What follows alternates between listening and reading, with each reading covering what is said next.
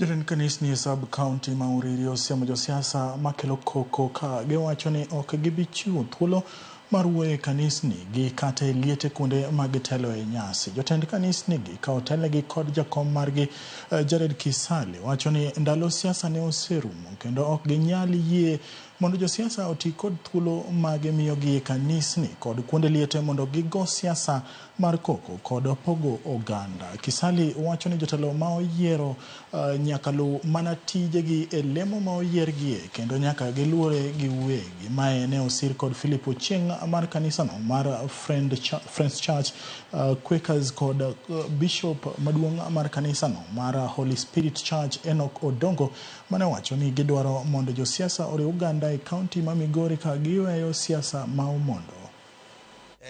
Najua kwamba kila mtu hawezi kuwa vizuri. Amani ndio kitu kikubwa na viongozi wetu tunataka wawe na amani kwa kila mmoja. Na wakiwa na amani hata sisi wachungaji tutakuwa na amani. Nazozana kwa matanga na vitu vinaharibika. Hizo matiaga zenye wanatoa watuletee, watutengenezee makanisa, watutengenezee barabara na kazi zetu ziweze kuendelea. Mengi yametendeka kwenye ibada zetu tunazoziongoza, kwenye matanga, kwenye makanisa. Watu wanapigana, damu inamwagika, na sisi kama wachungaji tunatoa sauti moja ya kwamba jambo kama hilo halitafanyika tena.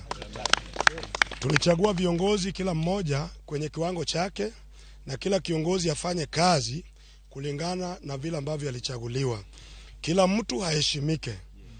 Mbunge akiingia kwenye ibada aheshimike. Gavana akiingia, kwa sababu yeye ndiye baba wa county, pia aheshimiwe na apewe heshima yake. Hakuwa na hofu kwa ajili sasa mambo imerudi, imetokea mapema ya siasa, hata imetuweka kuwa wadui vile tunaweza wafikia, kwa maana wenyewe hawajaheshimiana.